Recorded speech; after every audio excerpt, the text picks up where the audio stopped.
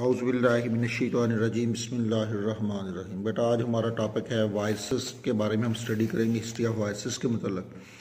तकरीबन एक सदी पहले जब लुईस पास्चर का दौर था 1822 से 95 में, तो रॉबर्ट कोच का दौर 1843 से 1910, तो वर्ल्ड वायरस आम इस्तेमाल होता था ऐसी जहर के लिए जिसको हर वो चीज़ जो बीमारी और मौत का बायस बनती थी उसको वायरस का नाम देते थे।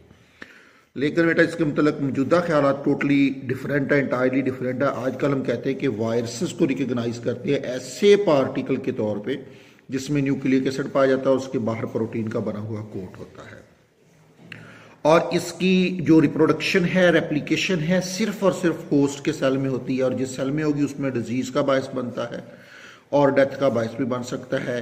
और जैसा कि इन्फ्लुएंजा हो गया, हेपेटाइटिस हो गया, स्मॉल पॉक्स और एड्स जैसी बीमारियों का बायस बनता है। ये अगली जो दो लाइनें हैं बेटा ये आपने याद नहीं करनी, लास्ट लाइन के ऊपर आ जाना है कि वो ब्रांच बायोलॉजी की जिसका तअल्लुक वायरस की स्टडी के साथ है उसको हम नाम देते हैं वायरोलॉजी का नाम देते हैं।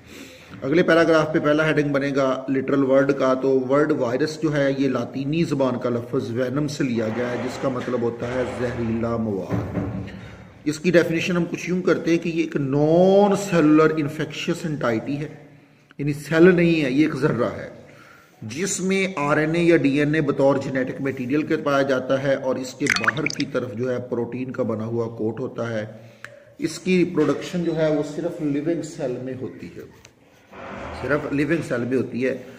और ये चूंकि इसकी अपनी बायोसिंथेटिक मशीनरी नहीं है इसलिए ये अपनी रिप्रोडक्शन खुद नहीं कर सकता, तो कहते हैं ये मशीनरी अपनी नहीं है, तो इसलिए कहते हैं कि ये बायोसिंथेटिक मशीनरी होस्ट की इस्तेमाल करता है और उसकी बायोसिंथेटिक मशीनरी इस्तेमाल करते हुए अपना जेनेटिक मटेरियल, अपने पार्ट, अपना प्रोटीन का बना हुआ कोट बनाता है और उसके बाद उस सेल को डिस्ट्रॉय करता हुआ नेक्स्ट सेल में दाखिल हो जाता है।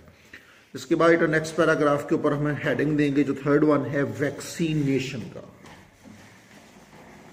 अगर वैक्सीनेशन के हवाले से बात करें तो कुछ वायरल डिजीजेज जिनके मतलब हम सदियों से जानते हैं और फर्स्ट इन्फेक्शियस डिजीज जिसके अगेंस्ट वैक्सीन तैयार की गई थी ताकि प्रिवेंशन बचाव के लिए डेवलप की गई थी, वो थी वायरल डिजीज ही थी। 1796 में एडवर्ड जेन ने सबसे पहले इसने एक 8 साल बच्चे को वैक्सीन दी और मटेरियल इसने लिया था कॉपक्सलेयन, गाय के चीचक के जख्म से इसने मटेरियल लिया और उसको मिल्क मेड के हाथ के ऊपर रखा और 6 वीक के बाद वो उसी बच्चे को पस दी गई स्मॉल पॉक्स के मरीज से, लेकिन उस but he did not develop the disease, लेकिन उसको ये बीमारी नहीं हुई। लेटर ऑन फिर बाद में जेनी ने क्या किया, मटेरियल को इस्तेमाल किया स्मॉल पॉक्स विक्टिम से और करने के बाद 23 लोगों को सक्सेसफुली उस बंदे ने वैक्सीन दे दी एडवर्ड जेने ने।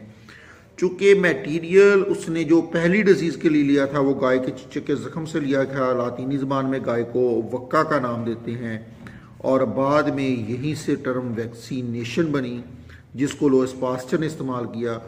इसके लिए हर उस काम के लिए जिसमें मटेरियल को दाखिल किया जाता है जानदारों की बॉडी में। इसके बाद जो है चार्ल्स चैम्बरलैंड वर्क इंशाल्लाह हम कल स्टडी करेंगे।